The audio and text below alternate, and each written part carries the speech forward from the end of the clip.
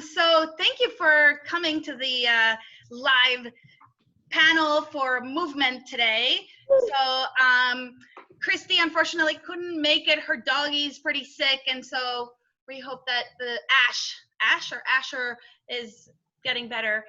So I said, no worries. If, as Anna just said, as Dr. Brasilovic just said, if anything is flexible in this time, we all got it. I think we've all learned a bit of flexibility from this. So I'm gonna let you guys introduce yourselves and tell us a little bit about you. So let's see, in alphabetical order. So Dr.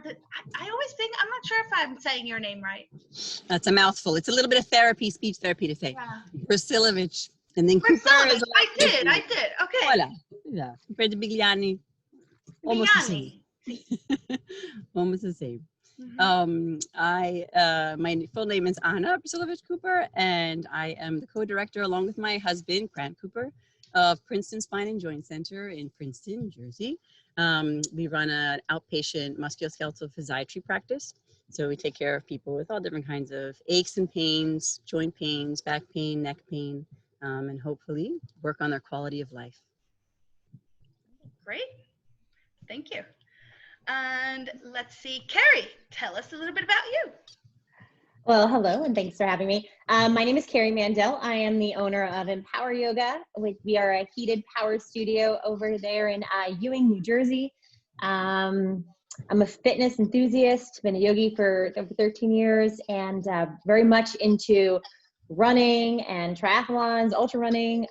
So I love all forms of movement and fitness. Yeah. And I, obviously love yoga, and yoga is in a great balance to all my other physical endeavors. So I'm excited to be here tonight and talk to you all things yoga and movement. Awesome. Thank you. And I'm Jana Bigliani Sekowski, but that too is a mouthful. So Jana Bigliani is fine.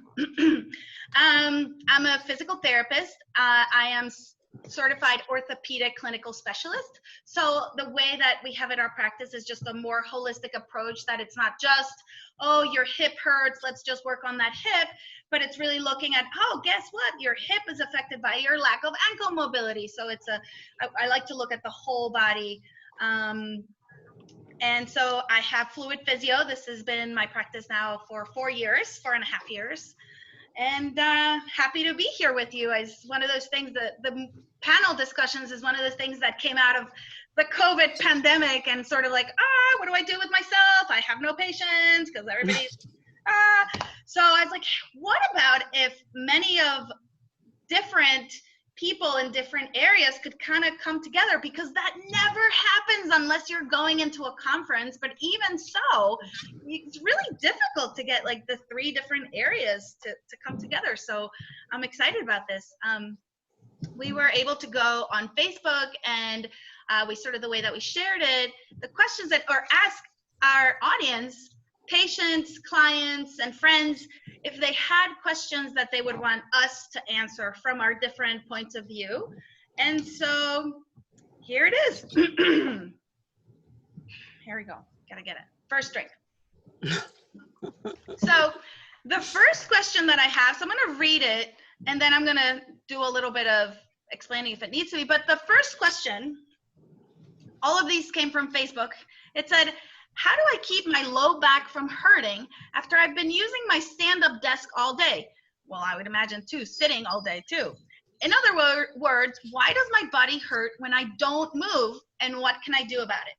So I think from a medical perspective, Dr. Brasilovic, go ahead and tell us. Yes, the exciting world of back pain. So I had to, just because it's my date every single day, bring back. Right. And I always ask people, I say, please, to try just to hold it up, and if we can actually see the whole thing, I say it's our internal skyscraper. So all of us now stuck at home in one way, shape, or form. Yes, as we all try to sit up a little bit more upright in our seats instead of all the time looking in this direction. Really, the truth is that the large majority of what I see and treat is a reflection of the fact that most of us sit too much, stand too much. It usually isn't because we've been hit by something or had one acute injury, but rather it's really the accumulation of maladaptive biomechanics over a long period of time. And many of us really aren't even aware of what's going on. So first, just to say, okay, if we nicely look at the spine, and I have us now facing forward, so it's in the same position that I am in. The skyscraper that makes up our spine is really like a tower of building blocks. So we have each of these vertebral bodies. In between the vertebral bodies are our discs. And they're truly like small cushions that are supposed to be good rigors of support. What ultimately happens after we're standing for a long period of time, so the caller asked about, I've been standing at my stand-up desk all day, and I probably was prescribed this stand-up desk in the effort to not have as much back pain. But what tends to happen when we're standing for a long period of time is that we will put a little bit more pressure on our posterior elements of the spine. So now I'm going to face the spine just like it's facing. And I basically just demonstrate us getting into a little bit of a curve, so sitting into our lower back. And we do this most often unconsciously because we're really not usually aware of trying to turn on abdominal muscles and use our core strength when we're at work, when we're washing dishes, when we're loading the laundry machine. And what tends to happen with that standing is just a little bit of increased pressure on the back part of the back. And what actually happens in the back part of the back, what actually is there, is if we took a closer look, is that there are very small facet joints. So these facet joints also really help us turn, so laterally rotate, allow us, they're the main joints that are loaded when you have a end swing in golf. They're the joints that are loaded when you're starting to play tennis with any kind of serve. And when these facet joints are loaded more than they should, this tends to cause pain. So furthermore, how is this facet joint made, and what really makes up the joint itself? I like to describe that it is not just bone next to bone, but it's bone that's covered by a thin layer of cartilage, and that cartilage is really very similar to the gloves that we wear nowadays in the office, and that similar kind of consistency. It's supposed to allow that joint to nicely glide one on top of the other. So where I would like these facet joints to look nice and pristine, so my next picture that I have is that I always say, you know what, I would like our joints to really look smooth and lubricated like this water in this snow globe. But unfortunately, what tends to happen when we don't have this optimal muscular support structure, or we're not engaging our core, which we're going to talk a lot about, the joints start to get a little bit schmutzy, for lack of a better word. And you can kind of see that the globe begins to develop these small frayed pieces of cartilage on the inside. So these frayed pieces of cartilage, I say, even when you have a tiny one piece of frayed cartilage in this otherwise pristine joint, it's kind of like a splinter in your hand. So if you've ever had a splinter in the hand or a splinter in the foot, even one of these tiny splinters hurts. And the area around that area gets red, it gets more inflamed, more fluid gets into that space. And that's really what we start to feel when we've been standing for this long period of time. And usually the complaint is across my lower back, I feel this band of pain. If I'm walking and standing for a long period of time, if I just take a break and sit down, it starts to feel a little bit better. Or if I'm in the store nowadays and pushing the cart, it feels better just when I get to lean forward on that cart. That tends to relieve my pain. So this for us really, that this kind of symptomatology is a reflection usually of facet mediated pain. There are other things also that are the most common sources of pain that we'll talk about, as leg pain and other areas that bring people into the office, but there's certainly many things to do for it. First of which, not just because John is a physical therapist, but because I truly depend so much on that teamwork of working on why this pain is developing. So where we're treating pain as acute inflammation, there are a number of things that we can do to try to let that inflammatory process subside. But equally, if not much more important, is working on all of the suboptimal mechanics that brought about that inflammatory response in the first place. And that's really where I say the physical therapy is such an essential part of what we want to have as first bringing our awareness as to how that positioning is. And so the second part of the question was, why does it hurt when I don't move, and how do I know what I should be looking like?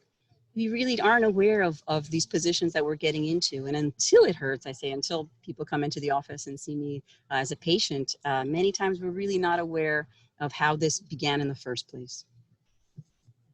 Yeah.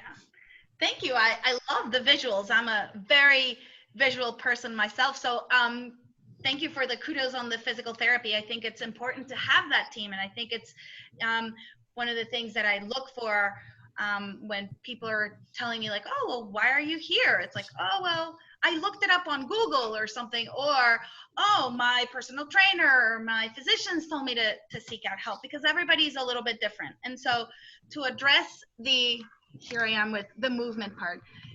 Oh no, I've been standing at desk all day. Oh no. So now I'm standing. You can't see all of my feet.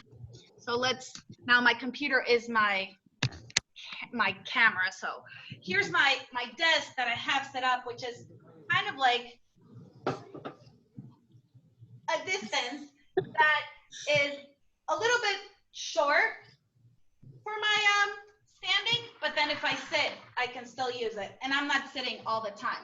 So if you've been standing for a long time, some of the things that I tell people as tips would be to set up a little stool underneath. So if you have, it could be like a little trash can or something like that. So you can stand up at the desk while switching feet from side to side, right? That's one tip. Another tip that you could do is if you're standing and if you have like a standing stool, not a standing stool, I'm sorry, like a kitchen stool, or the higher, that's the other part, is people will put their desks up on their breakfast counter or the kitchen counter because it's a better height if you don't have the stand-up desk. But one of the things you can do, and unfortunately my stool doesn't go up that high, let's see.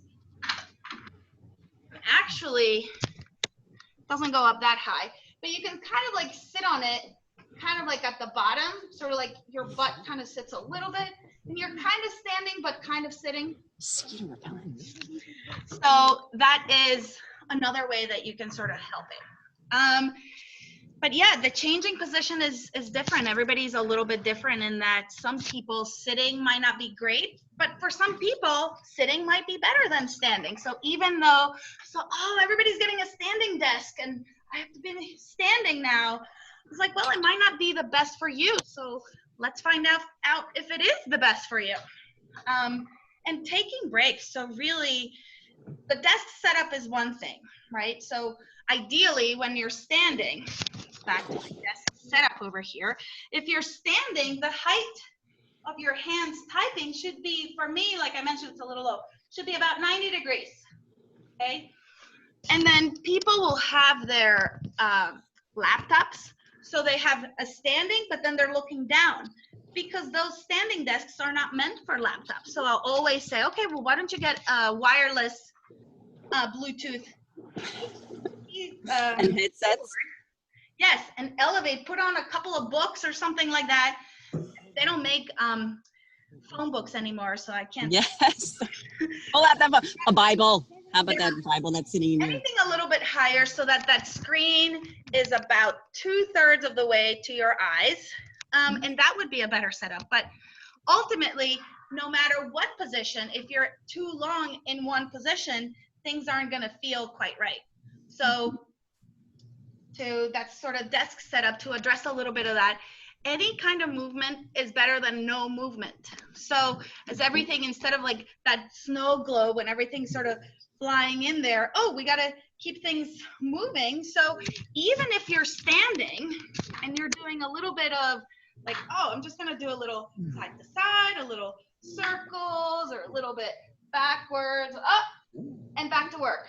You don't need a whole bunch of, I got to do my exercises. People tell me that all the time, and that's in another question. So, so that's my little tidbit on that. Let's see if, Carrie, do you have any other cool tips with yoga?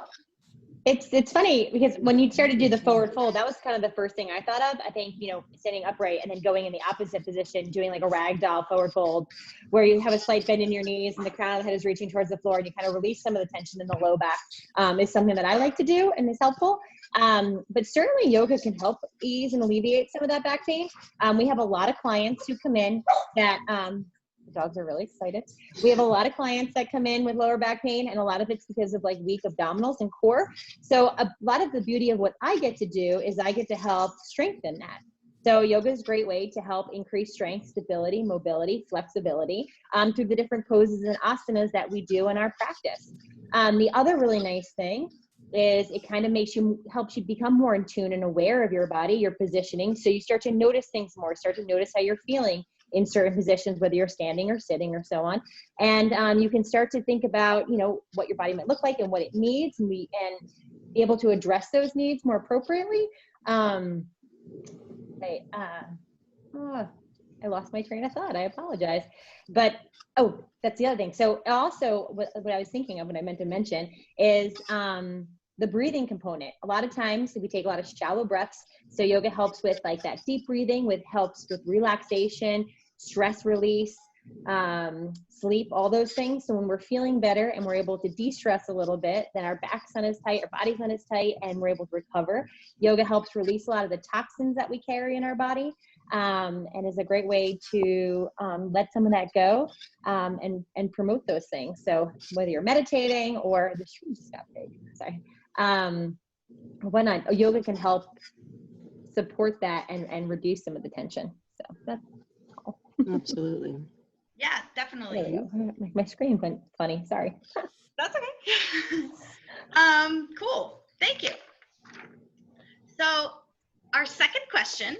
Oh man, now we're gonna have to have Christy come in because she has like a little bit of everything going on with us. So our second question says, how can we tell if we're not moving well if we don't feel anything off about the way we're moving?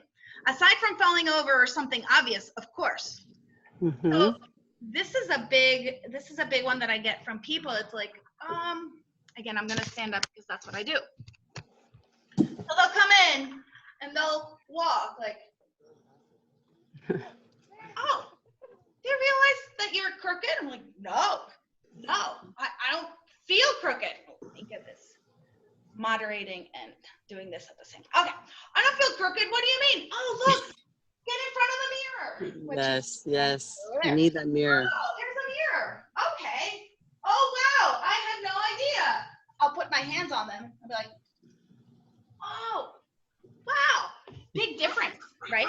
So people don't realize how off they might be. And why are they off? Oh, because they're just doing this, writing, typing, driving, and they don't even realize it. The other part that it could be is it also depends on what they've done with their life. So if, let's say, they played tennis most of their life, or if they, any kind of single, like softball, baseball, everything's unilateral. If they didn't do something to balance out their body over time just develops that posture. And so this is where, when I come in, it's like the first big aha moment is like when they see themselves, and then I put them in place. I'll have them close their eyes and like, okay, this is what center is, and they can see, wow, this is center, but this doesn't feel centered, right? I think this is one of the ways where we can start to work on, okay, well, let's learn that uncomfortable feeling and live and move through that uncomfortable feeling, because now eventually that will become the new normal, like we're talking about all day long, every day. But this makes a difference in not just the visual feedback, but sometimes just touching people and just tapping their shoulder, or tapping, like if they're standing and just a little tap to their hip can help them move better and engage muscles that they're not otherwise using. So yeah, Yeah, we do a lot of that in yoga as well. I think it's important. I think that your mirror comment is really important, being able to see yourself. And when you can't see yourself, a lot of us are really not aware of what our body is doing and how it moves in space. And, we see that a lot with folks that come into the yoga studio. And it's important, especially with us, our teachers, with the exception of currently with COVID and things, are typically walking around the room and helping offer modifications and adjustments, using some tactile cues to help people start to engage muscles that they should be engaging and work things and start to notice things. And that's, something that if you can't always see. So having that second pair of eyes to kind of see for you and start to, remap the brain and remap movement patterns to, to help with that is important. And I say, when I send a lot of folks too, if they're questioning, send me a video, or if you're not sure, if you want me to look at your poses or look what's happening because you're experiencing some pain someplace, well, that's not good. Well, what are we doing wrong and what can we do to improve it? So videoing or pictures or things like that is a great way to, and getting some feedback from someone else to say, hey, what do you notice here? Can be helpful. Yeah, absolutely. In our office, I deal with a lot of performing artists also, so ballet dancers and all different types of dance. And I feel it's really very similar, actually, although that's such a specialized area of focus. So whether we're talking about dance and different types of dance, whether we're talking about athletes who do strength training or whatever sport that they are in, we are such creatures of habit. And I think that, and I say, whether it's, maybe we start with a young adult who comes in who says, okay, hello, I'm a dancer. Hello, I'm a golfer. I'm a tennis player. And we have worked so hard to perfect our sport or activity. Or I'm a business person who is sitting in front of the computer and I need to be in this position with my leg crossed under my other leg when I concentrate at these meetings. And that's which position helps me the most.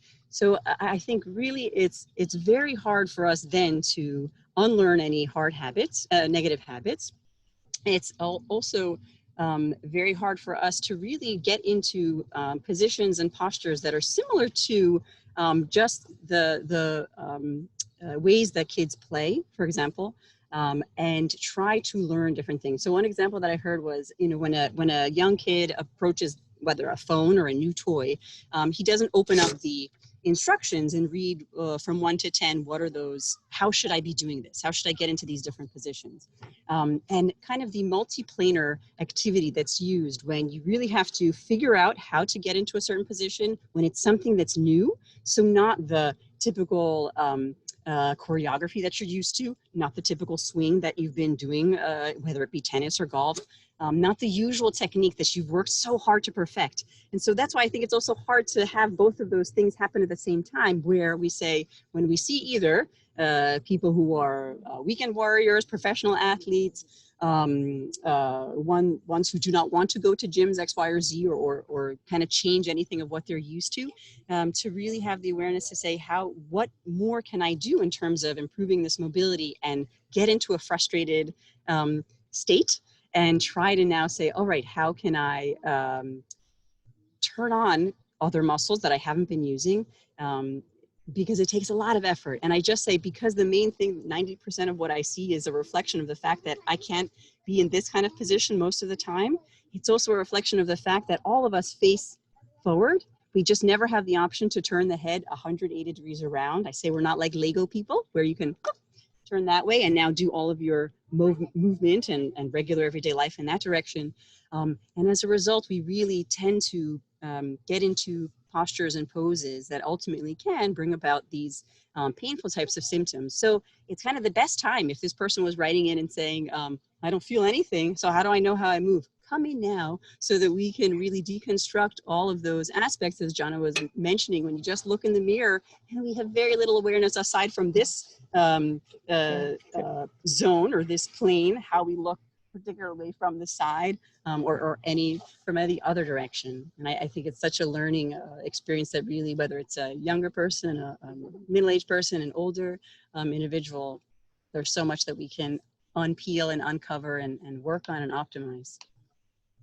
Yeah, I think one of the things too that I wanted, since you mentioned the dancers, is with dancers, mostly dancers, gymnasts are a little bit different too, but but they work so hard on doing everything symmetrical and moving in one way and everything to look beautiful in all ways, that oftentimes the patients that I end up seeing, the dancers that I end up seeing is there may be a little injury that set off, but then that didn't move well. Well, I still have to stand up tall, and so they just that's when little things start to sort of break apart from that end, so that they can still look straight. Absolutely. Such a struggle with the aesthetics versus what you're actually supposed to feel. So almost closing your eyes, and as Carrie was mentioning, just getting into these poses, having that awareness of which muscles am I supposed to be turning on. It's really hard and takes a lot of effort and takes a lot of time. So, and I also think that unlearning bad habits, so whether it's a dancer or anybody, they often the saying goes that I'd much rather have a naive, not an untrained dancer, so someone who is naive to some of these techniques, because learning bad habits and learning poor technique is so hard to unwind and undo. Undoing those bad habits, yeah. I think the next question is very important. As yoga studios and gyms open back up after the pandemic shutdown, what do you recommend we do in those settings? So, yeah. Yeah, we were just starting to talk about that for all of us. This is just a new world that's relevant.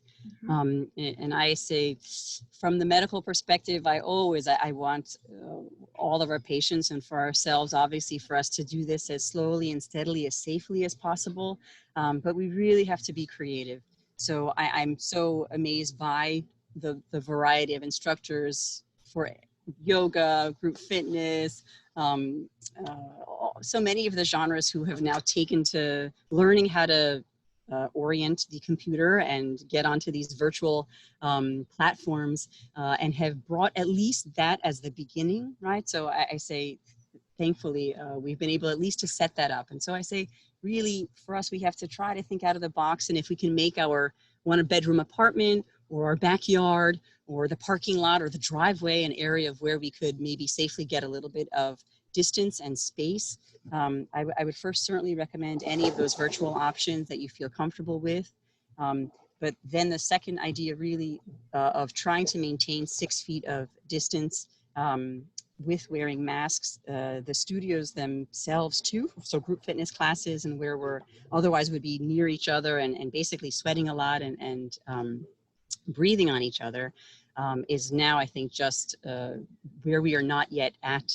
So if with the instructors, I think everybody has been working very hard to try and make these modified options, including having outdoor classes, trying some things on the rooftop, and just if you have the space, obviously, to be able to be at least 6 feet apart. And people really are much more aware now, whether it's the supermarket, where we know, oh, right, we're not going to try to get into small, larger groups of people. We just have to try. And I say, even if it's 10 minutes, 15 minutes, curtailing an otherwise longer class, every bit counts. Tell us, Carrie, what is it that you guys are doing? So currently we are doing the Zoom classes. So throughout the day, morning and night, we have classes that we do offer. And with the governor's releasing some restrictions and allowing some personal training, we just actually opened this week to start doing some private clients of one or two people. And we'll be doing some outdoor yoga next week. And I'm certainly, educating myself, and have talked to several other folks around the globe, other studio owners, things that have worked in other places, what hasn't worked, what's happening when you open, and taking a lot of those considerations, when thinking about reopening. And we have tons of procedures that will be in place. We have all of our mats 6 feet away from each other. People will be wearing masks inside the studio in common areas. We have special cleaner, ways to, air filters, purifier, things like that, that we're working on. We are a hot power yoga studio, and I'm not sure, some of the scientific studies that I've read and researched, they say that high humidity and heat helps, is associated with inactivation of airborne viruses such as COVID. So, that's something that I'm like, okay, well, that can start to slow down the virus or not spread as easily in those kind of environments. So, we are a hot power yoga studio, so we have the heat and humidity. So I'm like, maybe that's a plus. Bring on the hot yoga. Plus for us. So I'm like, hot yoga is where it's at. When we, obviously, we're not opening before, healthcare, and everyone that, listening to guidelines and adhering to those guidelines. So we are trying to be creative in the process. I've set up some private Zoom calls too, so I get to see people, how they're moving, what's happening. So we've been able to manage, but there is nothing like being together in a group. I do hope that one day we can at least get a little closer to each other, even if it's 6 feet, so we could be together. Yes. Yes. But certainly taking those things into account as we prepare to, transition to hopefully back in business. Yeah, so just a little reminder for people that aren't from around here. We are in New Jersey, so our state, I feel, has been doing a great job at slowly ramp up what is doing and hold back on a few other things. So that is good. Yeah, I mean, in physical therapy, in our settings, we only work with one person at a time. So I have a pretty big space, and I still, we called over there, that's Ariel. It's our new air purifier system. She has a name. That's the new thing. And then with masks, but that really makes a difference, and really just sort of being flexible. And it's like, oh, I really miss my hot yoga class, but hey, guess what? It's like 95 degrees, so let's go to that outdoor yoga class. Let's sweat. It's gonna be just as hot. But yeah, it's great to just change things around and really feel. We need it. Yeah, and thinking about not just being safe for ourselves, but really it takes the whole community. So when people do wear the masks, most of the time it takes everyone to wear that mask, to wear the mask to really make a difference. So absolutely, that makes a difference. Mm-hmm. Our next question will be, and looking at time, I think this might be our last question. This was an interesting one. This was one of Christy's clients, but also she became one of my patients recently. So she says, how can I get my quads and hip flexors to turn off when I do things like lift my knees from tabletop position or flat on my back, knees at 90 degrees? In other words, how can I turn on muscles that I should be working on and off those that should not, like quad dominant squats? So I think this is, I wanted to have Christy sort of explain what she meant, but I'll start out by saying that one of the things that I see often, and we see this often, is that people will squat mostly with their legs and up back. So let me just make a quick other change over here, because I know this works a little bit better. All right. All right, guys, hearing okay? Mm-hmm. Good. All right. So people will squat and go up, and they'll emphasize their quads as opposed to using their glutes to create that movement. Part of the reason is because now we tend to sit all day, so the hip flexors become short and the glutes become weak. So we were talking about, how do I get these glute muscles to become the primary movers, as opposed to, oh, I'm always working with the quads.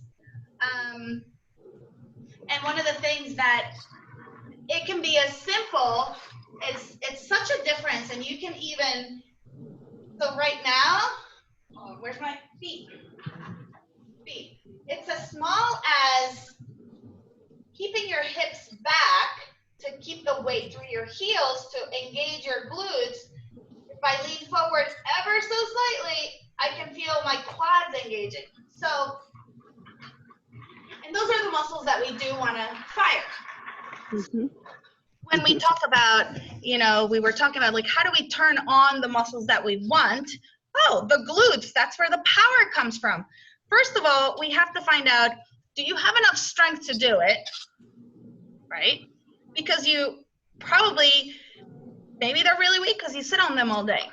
Or then you have to find out, okay, now you have to learn, how can I engage those muscles? So what I do with people is I put them into easier positions. So for example, since we're talking about glutes, we can just kind of go to the side, lift the leg until you feel the right muscle working.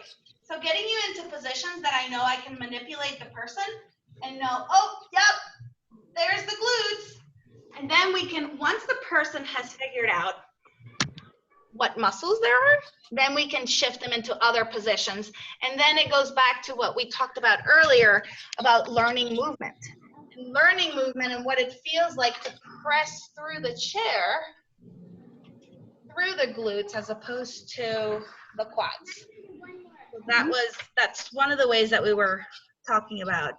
So how do you see that in your yoga, Carrie? You mentioned the bridge pose. I mean, definitely as athletes, especially myself, we all tend to be very quad dominant, so we don't have very strong glutes. And one of the ways that we really work to activating the glutes is in yoga in our bridge pose. And that's kind of when I read the question originally, I was trying to think if that's what the client was referring to. A lot of times, so bridge, you're on your back, your feet are hips width distance, you're able to kind of graze your heels with your fingertips, and you start to lift your hips. And a lot of times people come to the low back. But if you're actually engaging your glutes, and one way to really do it, that's a good example, John. One way to really do it is to take a yoga block and bring it in between your thighs and wrapping your thighs around and really engaging your butt and lift it up. So doing like glute raises or bridge raises up and down, lifting a leg, lifting another leg is a great exercise to kind of help strengthen that. And one other thing that I started thinking about when you were talking about squatting, elevating your feet a little bit too. That's why, to get deeper into the squats and to get a better squat form, that's why a lot of athletes will also wear like lifters and things like that, to kind of help with that movement. But we do a ton of exercises in yoga, whether, to work on that stabilization and strengthening in the outer hips and stuff, whether it's in our one-legged poses, balancing poses, things like that. So for me as an athlete, myself with a lot of my other runner friends and triathletes, we have a lot of, area like deficiencies in these areas. And one way to do it, and some of the reason why I've been able to do as much as that I've done is because of yoga, because not only the strengthening component to help, but also for the mental aspect too, with the breathing and the meditation, and that has helped me kind of achieve all the things that I've done, kept me in control, all that. So, I mean, if you are experiencing some of that stuff, yoga is a great tool. It's a great way to help athletes in more ways than just the physical practice and the asanas. Is kind of what I was thinking of. Yeah, I think the other part is that a lot of the people that I mean with that back pain too, I see lots of glute weakness. So yes. Dr. Brasilovich, you can share a little bit about that. Yeah. And I wanted to also mention in terms of yoga and the stretching and flexibility, when I say I would like someone to go through a good physical therapy program, or usually I say that first part is really anti-inflammatory, working to let this pain subside. And then phase 2 is working on that stretching. Rebuilding. So especially also when the muscles are tight and spasmy, it's not the time to now go full out to try to strengthen all these muscles. They're not in the stage to be doing that by any means. Yoga is so helpful for allowing those muscles to loosen, to relax, to begin to lengthen. And then I say phase 3, we can enter a individualized strengthening program. For the quad dominant idea, so it's so I think universal in the sense, and I say why are we quad dominant? I just really say that we're creatures that go in parallel. So if these are our legs, everything that we do is in this direction. So as opposed to crabs, who really have a lot more lateral movement, and as a result, the lateral thigh muscles, so our hip abductors and our hip adductors, really tend not to be as strong just because we don't use them as much. So isolating that also in terms of the position of being on all fours, right? So saying, all right, I don't want to engage the quads that are dominant because they tend to be strong. In dance, there's actually such an effort, kind of the pursuit of having a higher leg, a raised, lengthened leg, is what everybody's after, right? Looking in the mirror and saying, how can I get my leg higher? So really no more than that.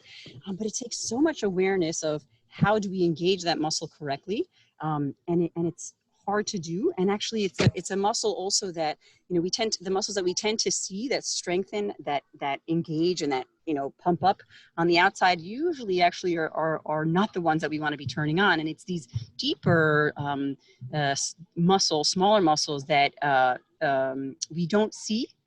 So when we talk about the standing on all fours or so on the wrists and also on the knees. It's a really common exercise also to teach dancers to find that largest muscle in the body that I say is our iliopsoas. So I say it has two parts. The iliacus part that attaches to the inside of the hip, and then it runs all the way down into the inside of your lesser trochanter on the inside of your thigh. The second part of it, actually, the psoas part of it, attaches to the three bottom parts of your back. And because of that second part of this muscle, the psoas, it's the only muscle that really allows your leg to extend beyond 90 degrees. But how do I turn on this muscle rather than gripping and using my quads and trying to lift? So on all fours, I say so that I don't, it's going to be hard maybe to see as a picture, but yes, if you are on all fours, if I can have you just try to be in that neutral position. The challenge is, so if we're going to do your left, we're going to try to activate the iliopsoas on your left side. If you can just feel trying to lift your knee a little bit up, yes, ever so subtly, and the feeling is trying to feel a small tuck, so to feel that psoas part of your muscle engage. So we're trying to let the iliacus part of your muscle secure your hip. So be the hip joint that nicely makes it sit in the joint. That's the iliacus part turning on. The psoas part is what allows you to lift up at the knee. And that's a very subtle feeling. It's such a small, there's really not much movement in it, right? Another way to do it actually is to lie on your back. And if you have now this is the bent knee. Let's maybe shape it this way. So if you have, so let's have this be, these are your hips. This is the leg, and your knees, this is the knee. It's bent over at a 90 degree angle over a couch or chair, whatever you have. The goal here is to allow your femur, so it's the thigh, to really nicely sit into that hip, allowing you to feel that stability. Then the therapist or your coach, whoever is with you, is trying to lift that up, and you are trying to stabilize the hip down. And you should feel that same sensation of just trying to tilt ever so slightly, turning on that iliopsoas muscle. So we're not engaging the quads, we're not engaging the lateral TFL, but we're really trying to turn on that iliopsoas. And then the third part is when you stand and now try, so you're at a bar, and do the same thing to try to lift that leg and feel that iliopsoas muscle engage. It's such a subtle movement, and it feels kind of weird when you first do it, but it really, I think, makes a big difference then ultimately when you're trying to achieve this aesthetic position and looking in the mirror. That's actually what you kind of want to close your eyes and be able to remember and feel. Yeah, those are great positions, I think, in the majority of the rest of sports outside of dance that you want to you're trying to shut off those hip flexors too. So, yeah, but that's some of those exercises, it's so subtle, and that's exactly how, if you do exercises to really tune into your body, very subtle moves, oftentimes like, wait, why is this so hard? Why is this just on the hands and knees and just put a little bit? It's very difficult. A lot of these deep stabilizing exercises that then tune your brain tune into your body are essential, and before you go on and you do whatever activity. So I think that's something that can make a difference, is just tune in. And I think that when you do work with an instructor or in a yoga setting, oftentimes you can think about, connecting the aesthetics of like, oh, I want to be able to reach and touch and do all those. Carrie looks awesome. How can she reach that high? I reach and, oh, that's right, I don't have enough, strength on one side or flexibility on the other. And it goes back to finding out what helps each person, because everybody is a little bit different. So, and you need that team. Absolutely. That individual attention, each person really looking at what you need. Yeah. And I think, so we wanted to stay to the hour, so that, all of us that have been stuck on the computer don't have to stay in the computer. But I think that this ties into the very last question that at first I was like, oh, what is this? It's like, oh, how often should I exercise, especially when I have limited time? That was our last question. It's like, well, you know, everybody's a little bit different. Some people go home and they are single and they just have to feed their cat or their dog, and that's great. And how often should you exercise? Well, what do you want out of it? And do you have someone that can help you through it, right? Which is different than some of us that go home and have to make dinner and have to get the lunches or dinners ready or whatever. So it really, it's ultimately, it's some is better than none, and getting some movement better than no movement overall. I always use the example that we are kind of like dentists. And I say, it's incredible how dentists are able to have us, we religiously brush our teeth every morning, we religiously brush our teeth every evening. We wouldn't go to sleep without brushing our teeth. And then every 6 months or so, we go get the plaque cleaned from our teeth, right? So I wish, I say, so now you have your therapy exercises, you have your stretches from yoga, the conditioning exercises, however you have them, whether you're the type of person who will read them from a homework, as a homework, whether you'll look on the phone or the computer and see a video either of yourself or somebody else. I say, please just let's start slow and let's start small, but to really even do that every day, that it should be as basic and as fundamental as just, we know we have to brush our teeth every morning, go to sleep before we go to bed at night, brushing our teeth too. The other extreme that I recently heard, and really it was because of Christy, because I wanted to learn more about what's this movement culture, movement paradigm, in the sense, because I really don't know yet much about it. I'm fortunate that one of my colleagues and good friends takes classes in it, and I got a crash course in it. And one point that I really liked of many was that often people will say, you know, I exercised, whether it was for an hour or two. I went to my exercise class and whatever it was, sports-wise in the gym, yoga. But what did we do for the rest of the day? So we kind of also can have this assumption that already I've done my exercise for the day, but we also don't have that awareness of what our body is doing for the rest of the time. So I start from, I say really, ideally, I would always have it begin in small quantities, in doable quantities, but as often as we can do it, ideally, really, that can never hurt. I agree with you. I believe that movement is medicine, and you know, it's healthy, it's healthy and young and all that good stuff. And I think the beauty of where we are right now in the world and how we have so much available at our fingertips. I mean, you can go on demand on Comcast and you can get free videos of, you know, Zumba or yoga or whatever it is. A lot of your local businesses are hosting events and have on-demand classes. Like we have a YouTube channel, you can check us out and visit it. So, and there's different varieties, whether it's 10 minutes or a half hour. I think figuring out what your goal is and what you're looking to achieve, and then taking the steps you need to be able to achieve that, and starting off small and you know, setting a goal for yourself that's easy and attainable, and then you kind of build from there.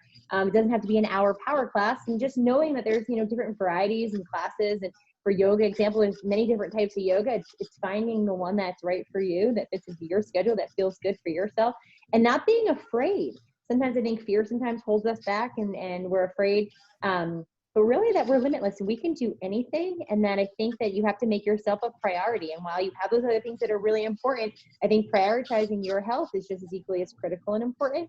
So don't be afraid to prioritize that and to cut time out in your day on your calendar. Like I will write it in my planner and say, I'm doing this, you know? So I think that's important. So look at that and think about what you can do for you and make the time. Yeah, I think so I was thinking of you, Carrie, because how did you make the time to do all of that training that you had to do? For some of you that might not know, Carrie ran 7 marathons in 7 days in 7 continents in February. So that definitely takes quite a bit of training. And I remember last year when we were trying to plan, Carrie and I were trying to plan a lower back pain workshop, and you came in, and actually I have a similar planner, but pen and paper, get it out. Yeah. And she's like, okay, let me plan. We're going to meet in January. This was in November, I think we met. Yeah. She opens up her planner, like, yeah, January, I could be from this time and this time, and just so it was great to see how organized you are. And really, yeah, it's taking care of yourself. It should be a priority, because then you can't take care of anyone else. So listen to your Right. body. Sometimes our bodies feel as though like, oh, I'm just tired. The bed just feels so much better. But then listen to it, but know in the back of their mind that, okay, so if that feels good right now, where else can I get some movement? Because one of the things that Christy says is move every joint every day in every way, Yes. something like that. And I think it's great, because it's not just, we're so used to sitting and driving and everything's here and here, that our bodies just need that rotation. And when I go to Carrie's class that I haven't been to in a while, I'm like, it's just like, oh wow, I didn't know that. That feels so good. Your body says thank you. Yes, it's like, oh, and then you're just like, oh, you just, and I'll tell some patients like, oh, I don't have time to do my exercises on top of whatever else. It's like, just do just 3 little movements. That's it. Do 3 and just start with that and tell me how you feel. And if you like it, maybe you do 5 the next time. That's okay. And I don't think they ever regret that. No, they never really do regret that. And I think, you know, and even though it's like really tempting, I mean, Johnny, you asked about how I did it. I'm a morning person. I'm up at like 3:45, 4 o'clock, and I was doing, you know, my workouts in the morning before I could be at the studio at 9. If you want to, there's a way to fill it in. And even though days I was kind of tired, and I mean, I did listen to my body, and if I, you know, was hurting or, you know, was dealing with certain injuries, you know, I always backed off. My coach and I had a plan. But for the most part, I was never unhappy. I had more energy throughout the day. I felt better. I just, you know, could move better. And it just like was a great way to start my day. You know, not everyone's a morning person. Some people like to decompress at night and they like to just work out at night. But I think that we spend so much time on our phones, and I mean, like, cut out some of the time on the TV or the phone and do that, or use the TV time as like the on-demand, you know, workout time. But, you know, switch it up, so, you know, change it up. But make yourself a priority, find the time, get up and move, and just do it. No excuses, just do it. Yeah. Make it happen, and you'll be really pleased. And when you start to see some of the changes and the positive impact that it's having in your life, how you'll actually sleep better at night and feel more rested, all those things, you'll be happy that you did. So just don't get in your own way, and get out of your way and start doing something, you know, moving and feel good. Yeah. Definitely a good advice. I just finished reading The Power of Now by Eckhart Tolle. Yes. And it was a great point. It's like, okay, well, just be in the moment. If you don't feel like exercise, don't exercise, but then don't, you know, like hit yourself in the head like, oh, I didn't do it. It was so bad. Okay, enjoy that.